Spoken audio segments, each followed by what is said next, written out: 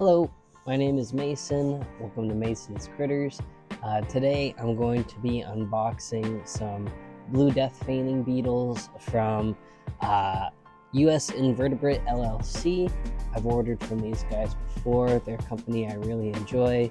This isn't sponsored or anything. I did pay for all of the bugs and supplies I'm going to be unboxing today.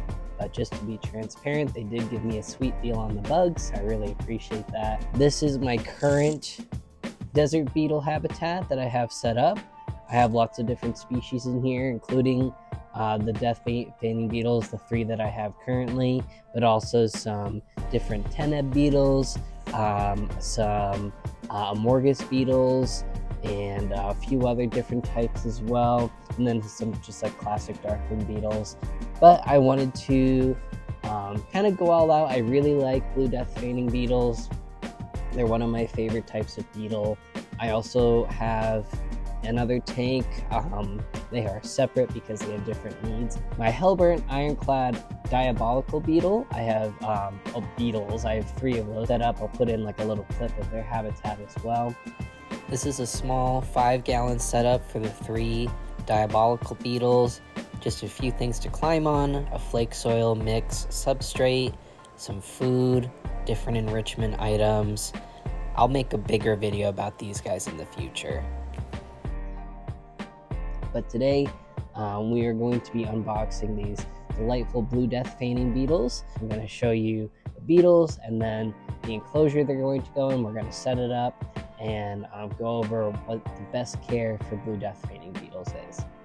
This is the current desert beetle setup. Okay, let's get these guys opened up.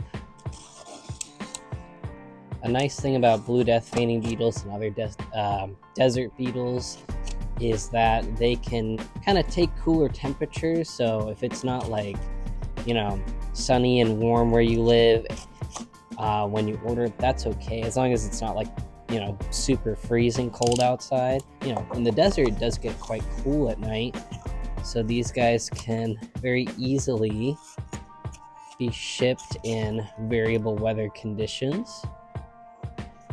Let's just get these little guys out.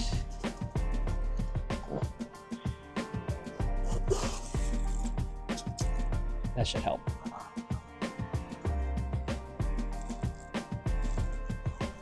There's a few of them. You can see them scurrying around in there. And I think that was just extra padding. I don't think anybody's in there. So I ordered 15.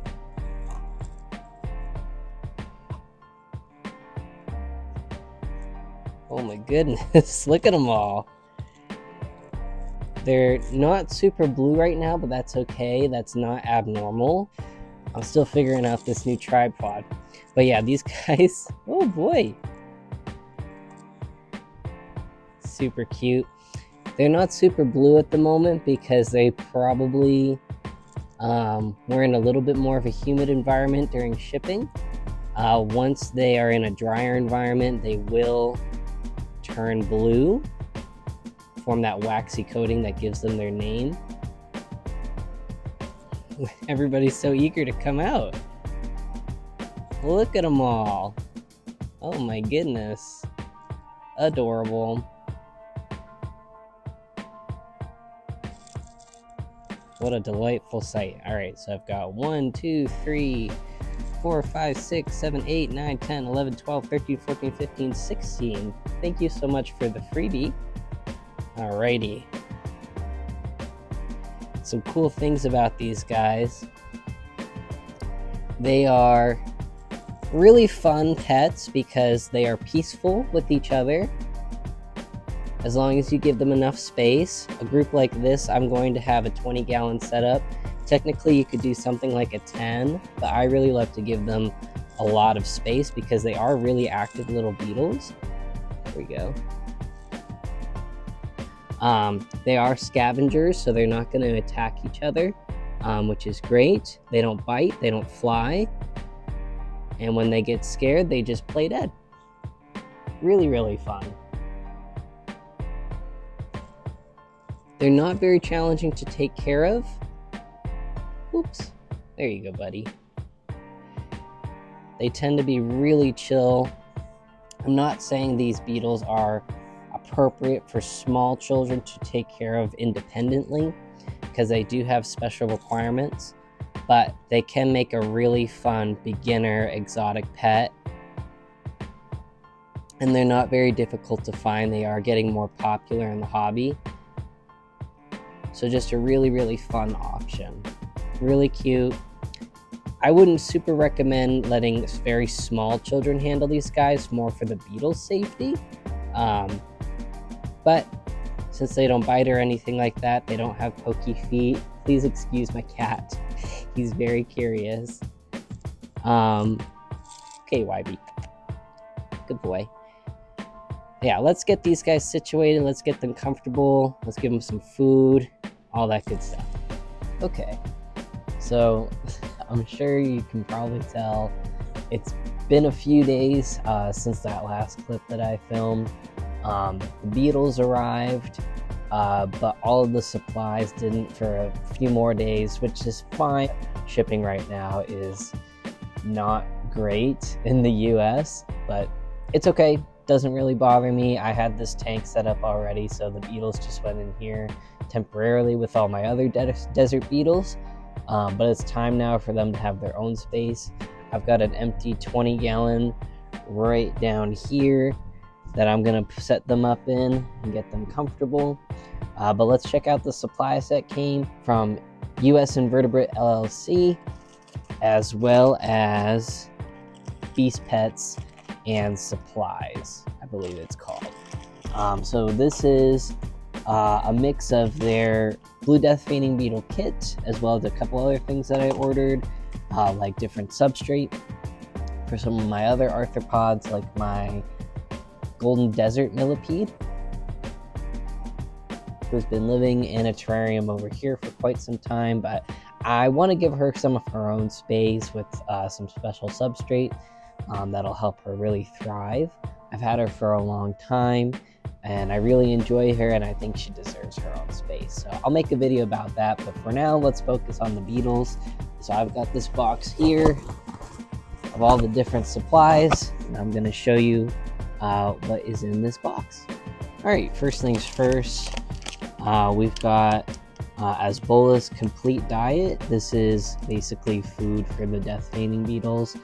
I'm gonna give them a really varied diet, but I did give them some of this already to see how they would react, and they really, really liked it. They all ran right over and started eating it. It's best served with water like the instructions say, so they can get hydration. But these beetles are, contrary to popular belief or common information on the internet, they need a high protein diet of mainly fresh killed inverts or special diets like these.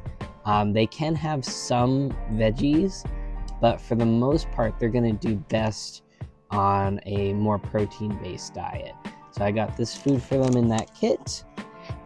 This is also a kit full of just different small items. Let me pop this open, we'll see exactly what's in it. Oh, so they got new business cards. So got some new business cards from both US Invertebrate LLC as well as the Beast Pets. They're kind of like a little combo here. And we have a couple pieces of small hollow. I really like hollow for a lot of my animals. I use really big pieces for my bearded dragon Goobert, and she loves to climb them. So hollow is great. It's just cactus wood, something they would encounter potentially in the wild. This is bee pollen granules. This is something else that I find a lot of my desert beetles enjoy, but especially the Blue Death Feigning beetles. I have a powder, but I like to see how they react to the granules, see if they like that better than the powder.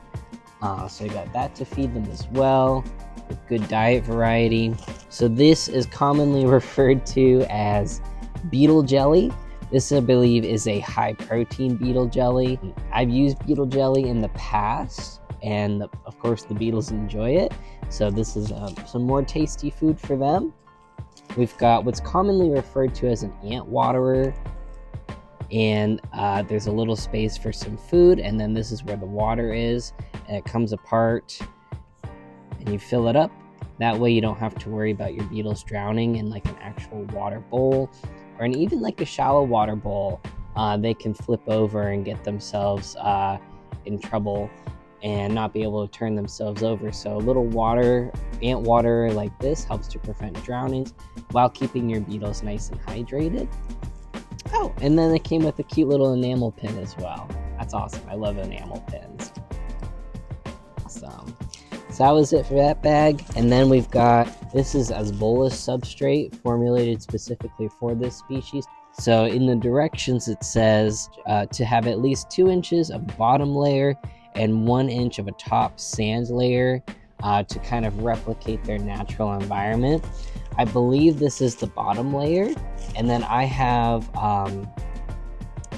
some sand and excavator clay that I'm going to mix together for the top layer, and this is the other bag. And then I also got the substrate for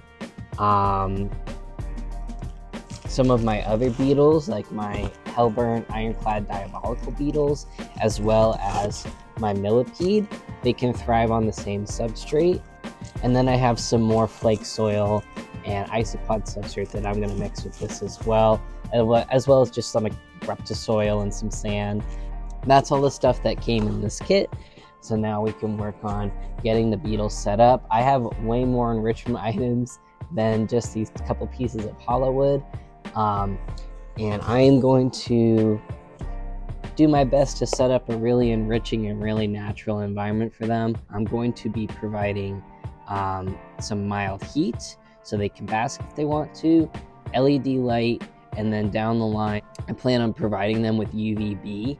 It's not necessary for them to survive, but I've been reading a lot about providing different invertebrates, especially like invertebrates that come from sunny environments like blue death feigning beetles do. They come from the Mojave and Sonoran deserts, as well as other desert environments in the United States, and providing them with something, as natural as possible, like, something to replicate the sun with LED, like full spectrum LED, UVB, and heating, can be really, really enriching for that. I've got this UVB fixture. It's a T8 Zoomed Reptisun. Typically I use T5, but I had this handy, and I'm gonna see how they do with that. Let's start setting up these beetles. Alrighty, so first things first, let's get our bottom layer down.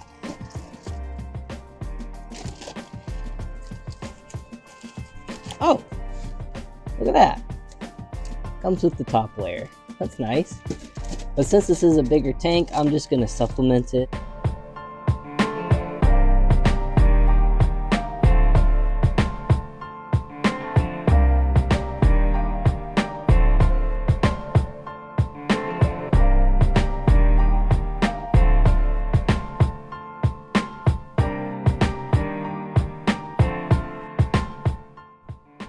I'm going to supplement this with a little bit of reptisoil as well, just to beef it up. But I'm going to move this over. I'm going to put the reptisoil down, and then I'm going to have this over it so they can have direct access to this more nutritious blend, you could say, and just have like a little bit more of the height.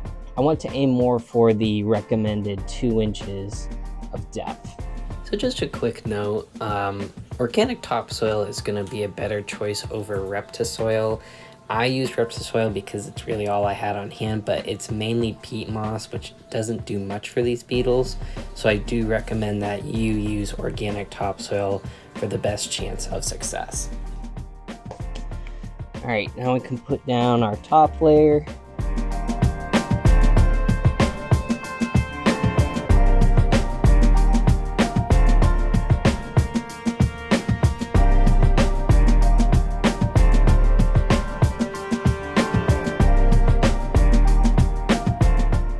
One last note, Exoterra's Stone Desert Blend is going to be a better supplementary option than excavator clay. Whew, a lot of dust. blend that all in.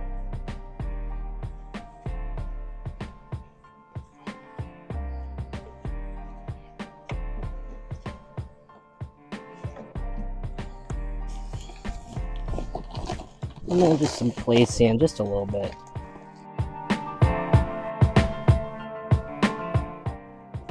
There. Now what I'm gonna do is I'm going to do a really quick light misting on top so that this clay kind of packs up a little bit, so it's not too much like these beetles are walking on quicksand. That should be plenty. If you use Stone Desert, this step really shouldn't be necessary. Just kind of mix it in some more. I don't want it to stick to their feet either. Obviously that's going to be irritating. So that looks great. Now for the actual fun part, where we are going to put in the decorations. Alright, I think I've got this set up more so that you can see the tank rather than you can see me. Figured this would be a better way to really see how I'm putting everything together and the purpose of everything that I'm doing. I've got the LED light that I'm going to use for them right over here to help brighten everything up, and we're pretty much just going to get right into it. So one of the big goals of how I'm going to set this up is to give these beetles access to microclimates. The soil layer below the sand layer is, of course, going to have much more moisture, and I want the beetles to be able to access that whenever they want. So what I'm going to do is I'm going to dig down and just kind of halfway bury this piece of cork. And that way they can crawl right in, and they can dig more if they want to, and have access to that little area of like cool moisture if they'd like to. This nice piece of dragon stone.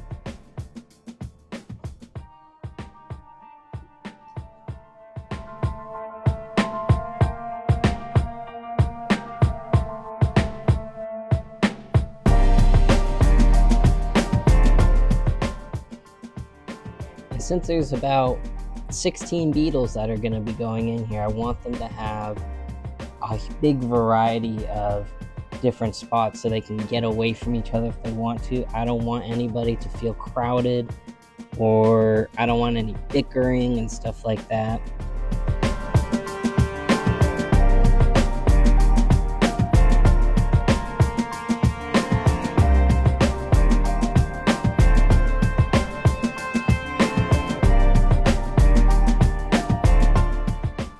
A lot of what I'm going to be putting in is cork bark. I really like cork bark, cork branches like this one.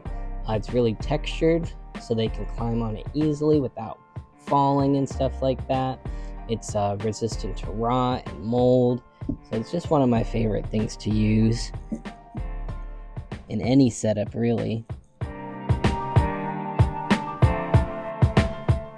I do have this small bit of spineless cactus as well. This is real. It fell off my cactus. I don't know if it's gonna root or anything like that, but they can eat it if they want to.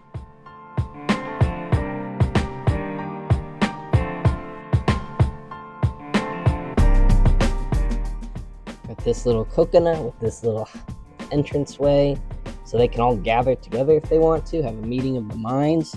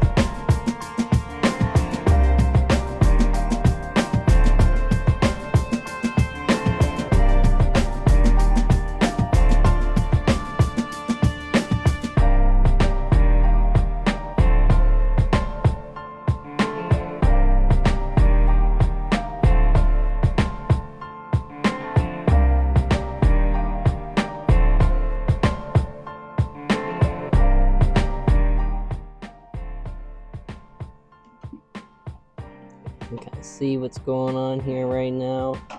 Looking pretty good.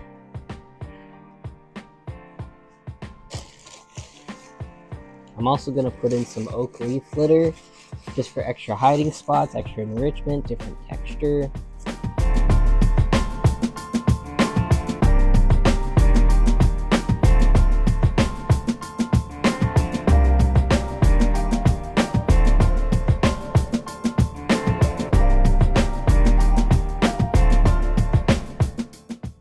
I've got the little water right here. I'm going to put it over here. This is going to be my cool side. This is going to be the warm stone, or the warm side with a stone that they can sit on if they want to. If they bask, beetles do bask. It's good to provide them with that. And I don't want the water to evaporate too quickly, so I think I'm going to put it right outside of this little microclimate area that I've made. Put it right there. And in the little food thing, I'm going to put a couple granules of bee pollen.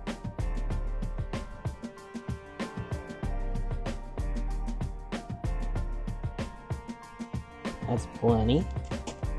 And I'm also going to put out a beetle jelly for them to enjoy. 1 scoop of beetle jelly. I'll put that right on a leaf to help prevent some of the prevent the moisture from leaving the jelly too quick, being absorbed by the sand and stuff like that. Here is the complete setup. Plenty of enrichment, plenty of places to explore.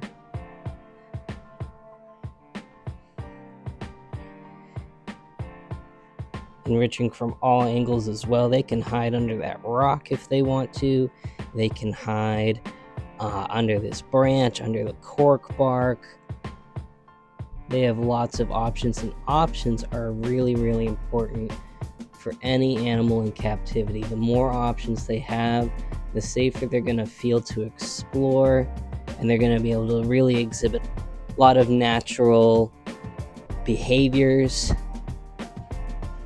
And I'm hoping that this is going to really give them a great opportunity to express a ton of those natural behaviors. Top view.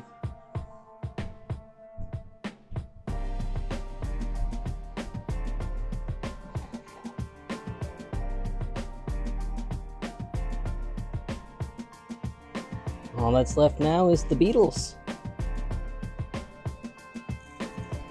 Alright, I've got all the beetles gathered up, and we're going to release them and let them do their thing.